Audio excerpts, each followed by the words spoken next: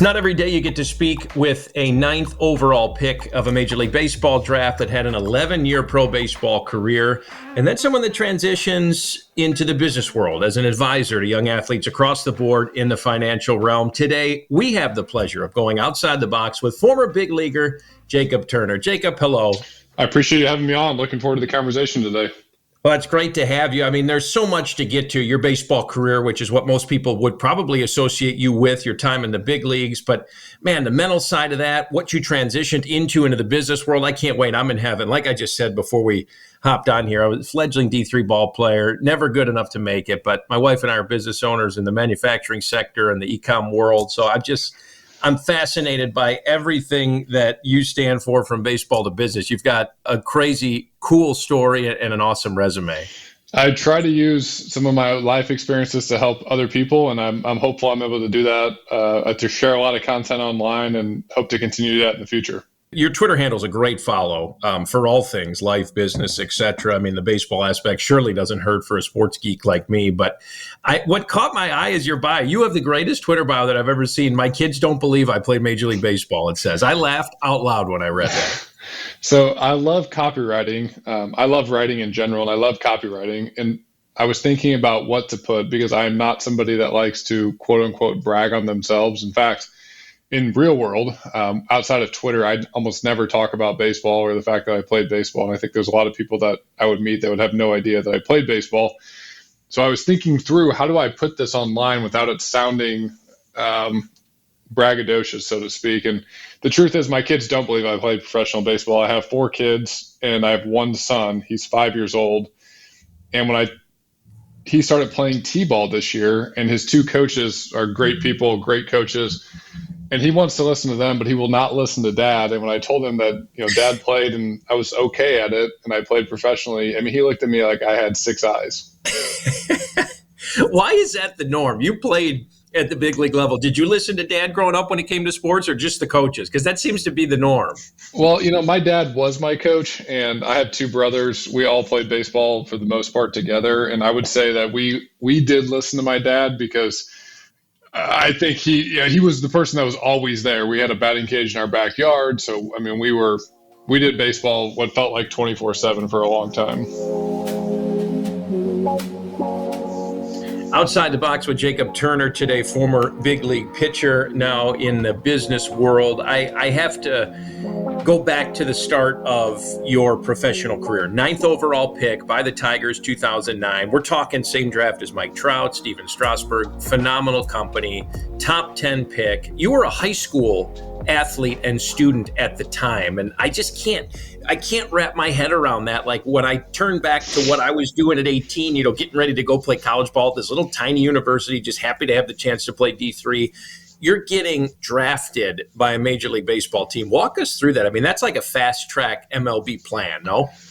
It was certainly a culture shock. I mean, even when I can remember when I first got drafted and I went to instructional league at the time, which is where they bring together a group of guys, mostly guys that had just gotten drafted that year, but a few other younger players. And you're kind of getting a taste of what spring training is going to look like the following year, but it's done at the end of the season. So the draft happens. I go to instructional league. I can remember being just overwhelmed from the standpoint of you're there with a lot of guys that don't speak English. You're there with guys that just came off playing at Division I colleges, some in the College World Series. I had come from a high school that had 110 kids maybe in my class. So I don't want to say sheltered, but I was definitely not cultured to the point that I got into when I got into professional baseball. So it was kind of a culture shock moment for me those first couple months and even those first couple of years of pro ball. I mean, 18's a legal adult, I know, but you're a kid still. I mean, you're just a kid. Yeah, I laugh and I look back at who I was as an 18-year-old kid and who I was as a 25-year-old kid. And I'm sure I'll look back and laugh at who I am today. But, I think these are all stepping stones in my life. And I think one thing that baseball definitely gave me was it gave me the ability to have a lot of life experiences at a really young age that I think a lot of people don't get to experience in that short time frame. And I've looked at it as a huge learning experience. I've had so many amazing things, good and bad, happen to me, but have all led to very positive things because of that unique life experience. From a mental perspective, Jacob, what's it like for the? I don't want to use the word burden because that it denotes negativity right away, and I don't want to go down that road. But you have a big signing bonus, a contract that's so well deserved as a kid coming out of high school with the Tigers. Is a price tag that heavy? Does it carry a lot of expectation or pressure, or is that built up by those of us who haven't been in that boat? I think it's more talked about from the outside. I personally never felt additional pressure from the fact that I was the first round pick or I signed for a lot of money. And I think the reason for that is, look, the expectations that I have for myself are always going to be higher than the expectations that somebody has outside of me. Now, with that being said, I do think as athletes in general, when you're doing well, you don't really sense that expectation outside of you. When you're struggling, I think there can be a little bit of a snowball effect of I'm struggling and there's these expectations outside of you. I think there's, you mentioned Chicago earlier in this call, and I think, the quarterback for the Bears is feeling a certain kind of way around expectations and having not had the quick season that he's probably wanted to have in the first 3 games. And I think there are elements like that where you can start to feel the external pressures. Speaking of Chicago, I mean, you and I, our time overlapped there when you were pitching for the Cubs. What's it like? What's Wrigley like, taking them out at Wrigley Field? And you pitched all over the place, but Wrigley Field, I mean, as a fan and a baseball guy growing up, it's iconic to me. But you get those feels still when you're inside that ballpark taking part in a Major League Baseball game? Well, I'm a St. Louis guy, so I grew up thinking that Chicago was like the worst place on earth. I mean, and I grew up a Cardinals fan, so yeah. As a kid, you were taught that the Cubs are not good. Chicago's not a great place. And I got to tell you, when I went to Chicago, I thought this city is really, really nice. I don't know what everybody's talking about. And then obviously playing at Wrigley is, from a baseball perspective, Wrigley, Fenway, maybe the old Yankee Stadium, but now it's not there anymore. So I would say Wrigley and Fenway are really those 2 iconic type places that are still around. And playing with the ivy on the wall and hearing Go Cubs Go and playing day games when it's windy, those are things that I grew up watching. So it was certainly a cool experience. On the flip side of that, I was doing some broadcast work in St. Louis last summer, and you're growing up Chicago suburbs to hate the Cardinals, and we did a Busch Stadium tour because the team was out of town, and my God, you get chills in there feeling the history of the Cardinals and Busch Stadium. It's just what an unbelievable facility. It is. It's nice. And, look, I think the Cubs and the Cardinals have had a great rivalry for a long time because they've both been really good.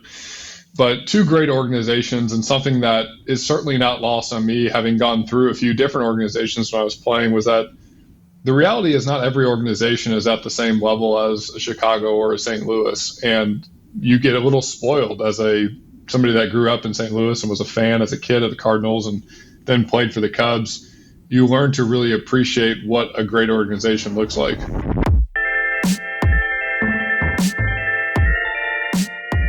Outside the Box with former Major League pitcher Jacob Turner here today. I could talk baseball with you and listen to you talk baseball for hours, so I'll turn the page. You reinvented yourself at some point. You were always probably known as Jacob Turner, the ball player, or the pitcher. At what point did the mentality switch when you said, okay, I need to think about life after baseball, and then you took the route that you're on now? When did that happen? Well, I think for me, it happened sooner than for most, and I'll tell you why. Because when I got drafted, I spent a year and a half in the minor leagues and was in the big leagues at 20. So I had this expectation that I'm going to be doing this for the next 15 years, and it certainly, my career did not turn out like that. But the blessing of that was, by the time I was 24, 25 years old, I had seen kind of what the top of the mountain looked like and realized that at some point, baseball is going to be over. And at some point, I'm going to want to do something else. And I think that probably stems from some of my childhood and, my family. My mom was in finance. My dad owned a small business. I had other passions outside of baseball too. It's not to say I didn't love baseball and put every ounce into it, but I never saw myself being the guy that would get done playing baseball and would be coaching for the next 30 years. So that was when it first started. And I think it's been a natural progression for me. And, one of the biggest blessings that baseball gave me was it gave me the optionality to to really figure out what did I want to do with my time and my talents and my energy moving forward. You mentioned your dad was a small business owner. What industry did he operate in? Yeah, my dad was a dentist, so he owned his own practice for about 25 years, and I got to see him navigate employees and customers and clients and rent and all the ups and downs that come with being a business owner. And I saw him build a really successful business over 25 years and ultimately exit that business. When you played, did I read right? Scott Boras was your representation, your agent? That is correct. What did you learn from him? Anything in terms of business as you went into the finance world after playing, or was that just not something that you were really on top of your mind when you guys were dealing with each other? Well, look, Scott's built an amazing business, and we've had conversations around business since I got done playing, and he's been helpful as I've thought about as I built my business. Just some of the things that he did at the beginning when he was building the Boras Corporation, and they weren't the name that they are today. I think the number one thing is he has an innate sense of focus on what he's the best in the world, or what he feels like he's the best in the world at doing, which is representing athletes, but not just representing athletes, representing baseball players, where he has this laser focus on this one thing that he can then build and assemble a great team of people around him to help really build and push their brand forward, which I think they've done for the past, however long it's been, 30 years now. I think that's the one thing that I've learned from him. In business, as an entrepreneur, you can get shiny object syndrome really quickly, or at least I can, and you kind of want to jump around and do this thing and do that thing and do this thing. But the reality is sometimes all it takes is times focused effort to get you to a place that is a really significant opportunity.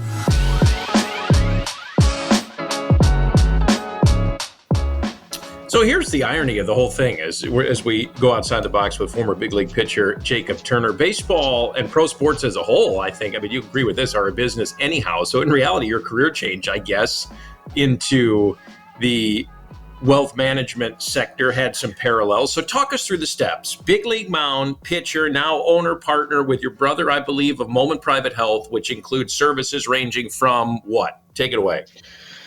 Yeah, so we are a full-service wealth management firm. We serve the needs of professional athletes and high-growth entrepreneurs, and we do really everything for them in their financial life. It's something that, for me, I was always really passionate around personal finance, having been somebody that at 18 was blessed to sign for a lot of money, but also feeling the responsibility of wanting to make sure that I did it, quote-unquote, the right way. It's always been something I've enjoyed, and for me, I think it's a way that I can stay as engaged in the game of baseball as I want to be, but also be around and have conversations with people that I can truly connect with. I think that was one thing for me as I moved into this space. I really wanted to make sure that the clients that we were bringing on, the conversations that we were having, were with people that we could truly help the best. And I feel like that niche group of people that we serve is certainly that group. If I'm a young athlete that comes to you for guidance and to work with you, I mean, you have an asset that most guys in your realm don't have. You were there. You did it. That's huge. Yeah. Look, I think there's a lot of great people out there that manage money. And I think the advice out there for athletes is getting better and better. So I'll preface it by saying that. But I do think there's a huge element to sports and professional sports that it really requires you having people on your team that have quote unquote been there and done it. And the reason why I say that is it is such a unique thing, and it can sound almost first world-ish, so to speak, if you hear a guy talk about some of the struggles he's having in professional baseball and he's in the big leagues, right? But there's times when I was in the big leagues and I'm playing in front of 40,000 people every night, and there's some things where it's like, man, I'm really struggling because I don't even want to go to the field right now because I'm pitching so poorly and I'm kind of lost on the mound. And while we help guys with the financial aspect, I think there's a huge element of just being somebody that can be on their team with them as well. Tell me if I'm wrong here, Jacob, but does Major League Baseball have any sort of, or when you were actively pitching, any sort of financial guidance program in place or anything of that nature? Or are you completely on your own? The majority of agents have some connections for guys generally as they're kind of starting out that process. But the reality of the situation is most of the guys, their focus is on the field, which it should be. And the downside of that is sometimes they don't understand what's going on, or they haven't asked enough questions, or they start building a lifestyle that's unsustainable. And the reality of baseball is the window is really short. Like if you're a first round pick, you have about, a 66% chance of playing one day in the big leagues. And that's not getting to arbitration or getting to free agency and making these big dollars that we see on ESPN. That's one day. And, out of the guys that make it, let's call it 33% make it to arbitration. And out of those guys, only a handful are going to make it to true free agency where they're really sought after guys. Mm-hmm. I say that because the window is so short and you only have one chance to do it right. So it's crucial that guys understand and take a concerted effort in their financial life, because they do have a huge opportunity in front of them. If they can do things right on the upfront with their money that they earn, they can really set up their family for the next 10, 20, 30, 40 years. You were hard on yourself. I think I was reading something that you posted on Twitter that you had a bottom 20% career outcome for baseball, but a top 5% financial outcome with the career change that you ended up getting into. Do you get tired of people mentioning like the what could have beens for a 9th overall pick for baseball rather than focusing on everything you've accomplished away from the game and all the lives that you're helping as you move forward? I think for me, one of my greatest superpowers is that I've never cared too much about what the outside world thought of what I'm doing. With that being said, it was a huge struggle for me internally, having the struggles that I had with baseball, because I had a self-belief that I was going to be an incredible big league baseball player. And it didn't. And look, there's a lot of great things I accomplished in baseball, but the reality is I would have liked to accomplish a lot more. But at the same time, as I sit back and look at it today, just a few years removed from playing, I'm so grateful for everything that happened, and I wouldn't change anything that happened because it put me in the position that I'm in today. And I mentioned that on Twitter because truly I am the best case study. I am the guy that was the top 10 pick. And if you look at top 10 picks, the reality is they're drafting you in the top 10 to be a surefire big leaguer that potentially makes all-star teams on a somewhat regular basis. And if you look at that draft, there's guys that got drafted in the top 10 that did just that. But at the same time, not every single guy that gets drafted will have that outcome. So in the worst possible scenario, what is the outcome that you can have financially, right? And I think that's what I try to articulate to guys. Look, in the worst case scenario, if you do this right, there's only so few things in your baseball career that are going to be inside of your control. But how you manage your money and how you get educated around it is certainly one of them. So like I mentioned, although I feel like I had a bottom 20% career outcome, financially, I think I had a top 5% outcome. And that was just because I controlled what I could.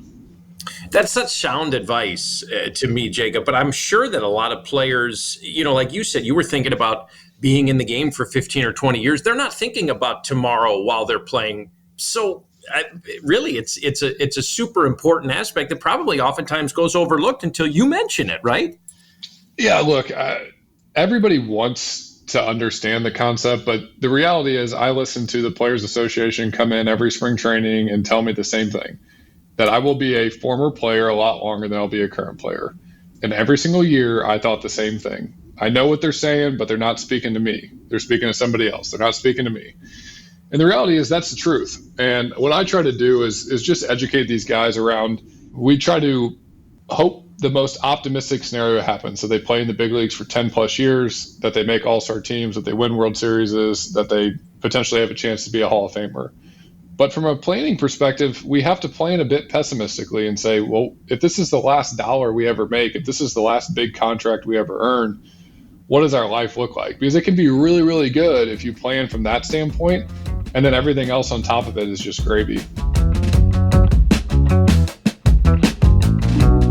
You see players in certain major sports leagues compared to others that might be in more trouble financially, and why do you think that's so? If you see one standout league where there's more issues in that realm?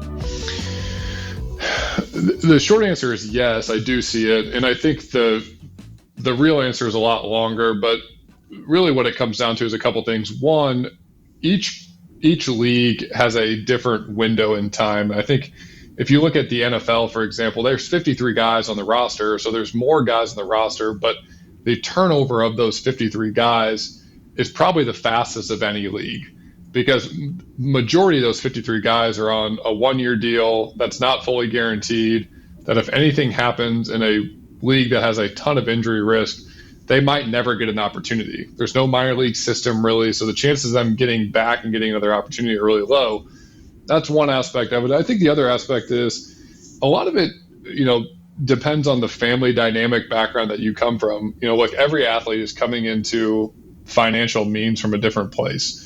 Some have a situation like mine where their family owned a small business. My mom was a CPA. That is a really unique and a huge advantage that I had when I came into the money I did.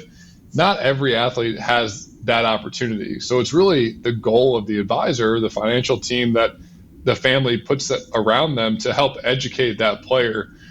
And I think that's often what goes missed, is that guys don't get educated enough. They end up hiring people that want to be the yes man. They want to have the client. They want the client to stay. And the reality is sometimes you got to tell people no. Talked with a friend of mine who played in the NFL, and his wealth management advisor discussed the year one money trap. And this is something I saw you touch on Twitter as well. I'm fascinated by this. I think it's very interesting. But when you talk about the year one money trap, what do you mean by that exactly? Well, look, you go from the situation where you've never had any money to, I'll just speak for myself personally. I had, let's call it less than $1,000 in my bank account as an 18-year-old to my first check was for $1.2 million 30 days after I signed. So now all of a sudden I could technically buy really anything I wanted. If I wanted to go out and buy a Rolex, I could buy that. If I wanted to go out and buy a supercar, I could go out and buy that. If I wanted to go out and buy a house and get a mortgage, I could go do that. So you have the quote unquote means to buy everything, but that doesn't mean that you can afford to buy everything. And the difference there is being able to buy something means that you could buy it one time. Being able to afford it means that you could sustain that lifestyle in perpetuity moving forward. And it's a weird dynamic, especially as an athlete, because even as you continue on in your sports career, you're making money even during the year in a shorter window. Most baseball players are getting 12 paychecks a year. They're getting paid for 6 months out of the year, twice a year. So if you're making $1 million, your paycheck is going to be tens of thousands of dollars every single 2 weeks. And the reality is that's not what you should be spending, but it can be very hard when that amount of money is coming in such a short period of time. What did you splurge on? Anything fun just when you got that first check? The best thing I bought was I bought a new computer. I didn't buy a new car. I didn't do anything crazy. The silliest thing I bought was I bought a new paintball gun that was a couple $1,000s. And I did that because in spring training, I was there early and we used to go paintballing every once in a while. Everybody was doing it. And I was like, I'm going to splurge on this paintball gun. And to this day, I don't know where the paintball gun is. But what I had to fit in. I don't blame you. But what I can tell you is for a few $1,000s, it kind of got out of my system this idea of like buying this big purchase. So I was fortunate not to make any very silly decisions with the money.